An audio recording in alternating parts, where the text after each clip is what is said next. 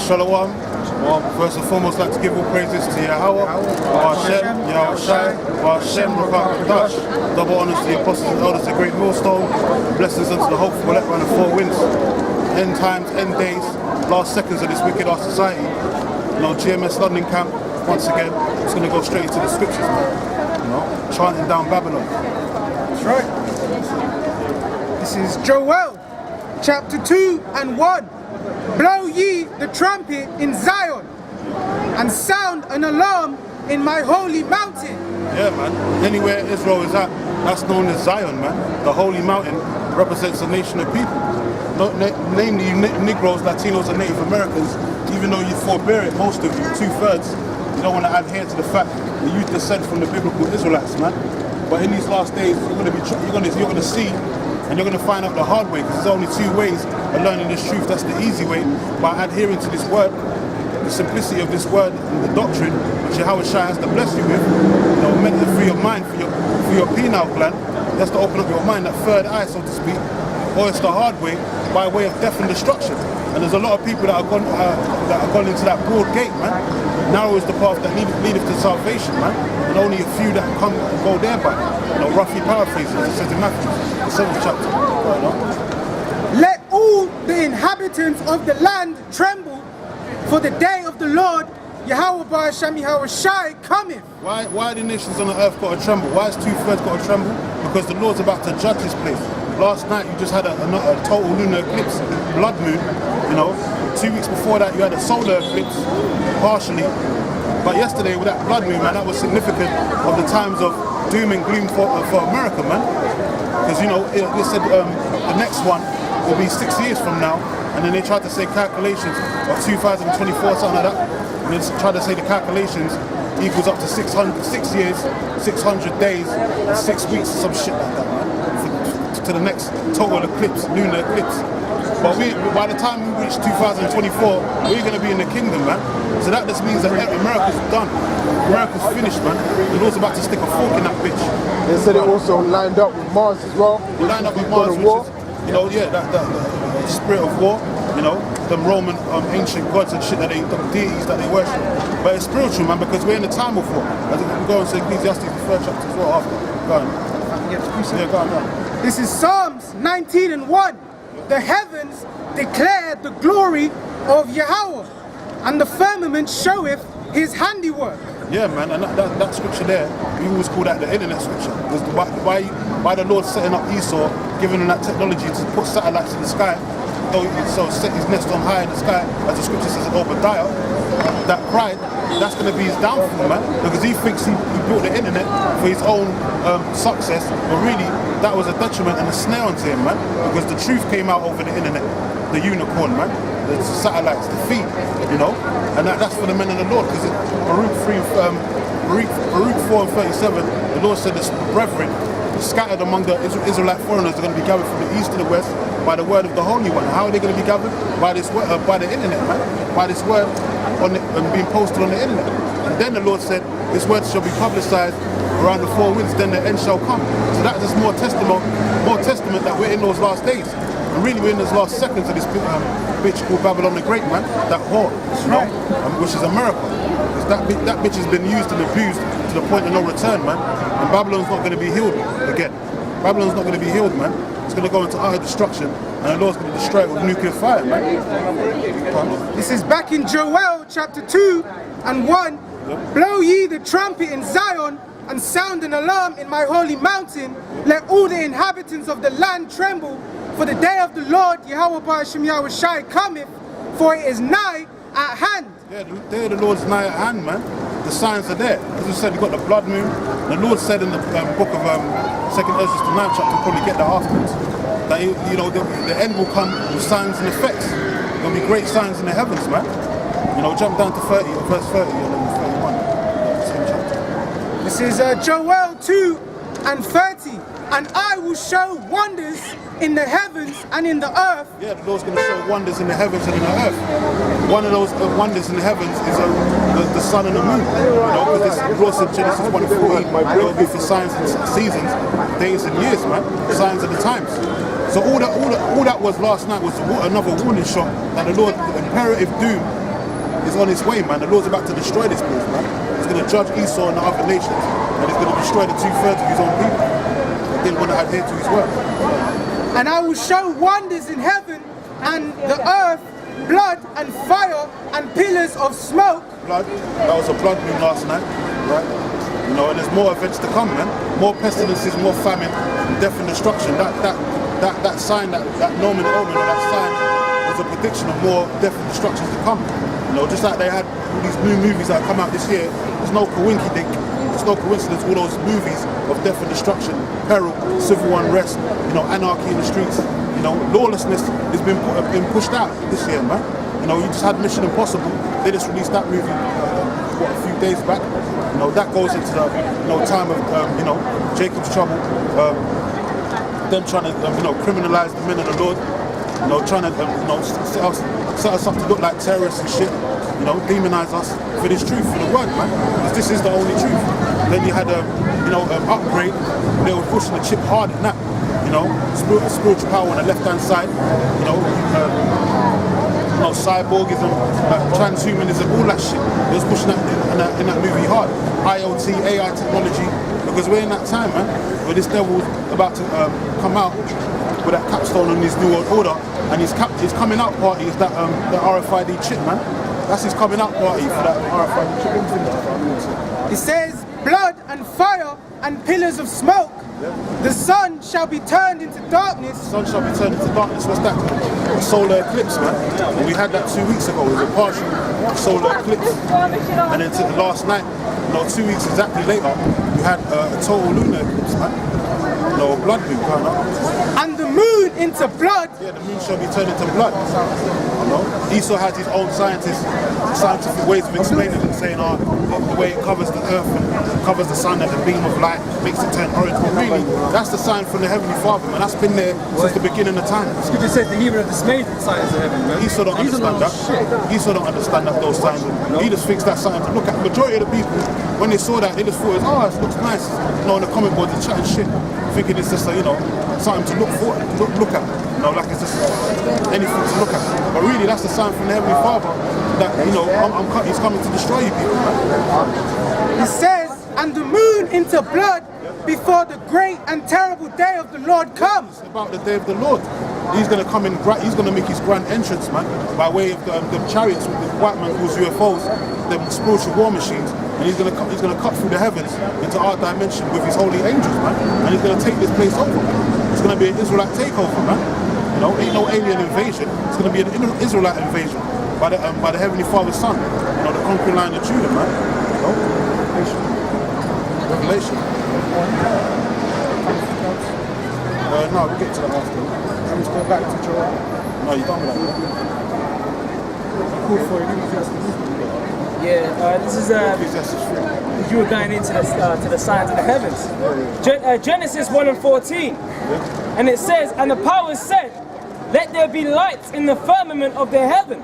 Yeah, there's lights in the firmament of heaven, and the powers, Alahayim, which was Yahweh Shai, leading the charge with the holy angels. And if you know, the brothers that are part of the elect, they're part of the first fruits, they was there as well, when the Lord was putting these things together, man. Breaking down elements and putting these things together. And it says, to divide the day from the night, and let them be for signs, Yeah, guys. and for seasons, Yeah. and for days and years. That's the whole reason why those ordinances, the sun and the moon, were set up. Not that we're supposed to sit down and worship the sun, and you've got these heathens out here. Like the brother said, the heathens are dismayed at the sounds of heaven. They won't rather worship the creation rather than the creator, man. They're a bunch of heathens, man. They don't understand any better. They're gonna have all their witches and their prognosticators and stuff looking at these signs of heaven, you know, trying to do spiritual wickedness, Rituals and shit, man. you know, under these events, you know, thinking they're gaining power and stuff like that. But in the end, they're gonna be left dismayed, man. Like the scripture tells you, man. You're gonna go search for answers, man. You're not gonna get nothing. You ain't gonna get no protection from these Chaldeans, man. All them deities are really just demons, and them demons take orders from the Heavenly Father. So anyone that's worshipping them, Satan on the left-hand side, all you're doing is fooling yourself, because you ain't getting no power over the Heavenly Father. You ain't fooling the Lord, because those demons have to work. The scripture says that those they tremble at the name of the Yahweh Hashem Yahushua, man. Those demons, they tremble, man. So they know who's in power, really, man. The power's Following from somewhere, right? Exactly. But these heathens out here, especially Esau, he thinks that he's disannulling what the Most High written and created by doing all these wickedness and praying to these demons, thinking that he's going to get that ultimate power. But you're never going to be a god. The Lord said he's going to make you look like a mortal man at the end of this thing. Ezekiel 28 want to proclaim himself as a god, like that new film, as I said, Upgrade, which that goes into that, that whole transhumanism, super soldier, having excelled abilities and all that on the left hand side. Trying to make yourself a god on the earth, but the Lord, you can't be as powerful as the Heavenly Father. No way, no how, and no way, man. The Lord's going to show you that you're nothing but mortal men. This is in Sirach 43:6. He made the moon also to serve in her season for a declaration of times. Declaration of times. That's why the whole seasons and times was set up, man. Through that's how we have the lunar calendar, man. We don't follow no solar system, man. We follow the lunar calendar, the moon cycle, man. If you will. And the sign of the world. Sign of the world, right? From the moon is a sign of feasts, a light that decreaseth in her perfection. The month is called after her name. Yeah, it's a sign of the feast. We keep the Passover by the new moon, by the declaring of the new moon. The Sabbaths we keep by the declaring of the new moon. All the high holy days are declared by the new moon, man. And then it's what it says seasons. Yep. And it says, it says he made the moon also to serve in her season for a declaration of times. And a sign of the world. The sign of the world. So there's a sign of, and I'm sure that word would have been Aeon in there. Because it's a sign of the world. When you go into Matthew 24, where the Lord said, when the disciples was asking, when would the end of this world be? The word there for world in Greek is Aeon, talking about the time, end of an age. We're at the end of Esau's age right now. Because he's had his time to rule and destroy the earth and destroy the mindsets of the people to the point of no return. So now it's his time to receive his judgment. And it's going to happen. Yep, back in verse 8 it says, increasing wonderfully in her changing. Yeah, and changing. The moon waxes and wanes. It waxes to a full moon, then wanes to a new moon. That's the whole setup, man. That's that decreasing imperfection. Yeah. Because when the new moon comes, that's that refreshing. Yeah. It's a new month. That's right, that's right. And it says, being an instrument for the armies above. Being an instrument for the armies above. Yeah, that's right. So, those are straight warning shots from the Heavenly Father at the times are in. If you're done with that, Information is given by all these signs, man. And if you're privy to them, you can have understanding of them. That knowledge of the heavens and the stars, that's real deep knowledge, man. Okay, and they probably are not experts in the stars systems and that kind of stuff, man. But the Most High deals with them, and he, like I said, changes the times and seasons. Things that happen on Earth correlate with things that happen in the heavens, man. Well, we lost that power, man. We used to have that in the ancient world. You had the northern tribe that was heavy into watching the stars and knowing the times and the seasons. That's why the Mayans, they even though they went off, they came out with the 2012 prediction calendar and all that. Talk about the end of the world was 2012, but really what that meant was just the end of an age, end of an era, and the beginning of a new era, basically. The downfall of Esau, basically. Realistically, man, we don't really need that knowledge right now. To be honest, man, this is a work of faith. We're gonna get all that in the kingdom. If you're here trying to, predict everything that's happening in the stars, you're thinking of a deep devil, man. That's the heathens, they worship that shit. But we have to go by faith. Faith, something we can't see. Stars are things that we can read in that, we get the if you're a witch, you can read it. Well, they read it wrong. Prognosticators and monthly prognosticators and that, they read the heavens, man. But they're on the left-hand side. The Lord ain't dealing with that. But in the kingdom, we're going to know all that. The elements, how everything was made, broken down, built back up again. The waters, splitting into different waters. We're going to know all that in the kingdom. Why? Because we're not going to be in these mortal bodies no more. We're going to be in our extraterrestrial, super-like state beings. So we're gonna be made gods on the earth. So we're gonna know how everything was made and operated from the beginning, man. And then we can say, hey, them Issacharites were going off, man. Yeah, them Issacharites were going off. Right? You look at films like Apocalypto, worshipping the sun, worshipping the sun, was ritual sacrifices. That's off, man. That's why the Lord said not to worship the heavens and the ordinances. Yeah, man. Set those things up for different purposes, and not for that. Right. 2 Ezra 9:1. He answered me then, and said, measure thou the time diligently in itself. So how do you measure the time, man? By watching the news, being circumspect, looking around, man. You know, observing your environment, the things that are going on in the news, geopolitics, you know, the stock markets and all that, man.